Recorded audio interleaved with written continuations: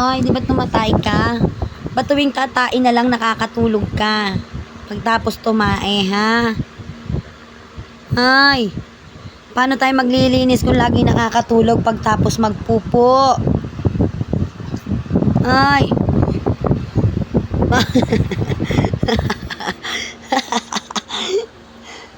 Ay. Pagtapos umire, makakatulog.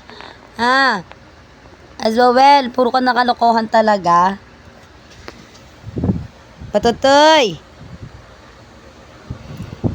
Bakit pagtapos magpupo niyan laging nakatutulog, ha? Oh. Nakakapagod mag-ire. Ha? Ano? At bigla na lang inaantok pagtapos magpupo niyan. Love you. Siksik na naman kay mama niya.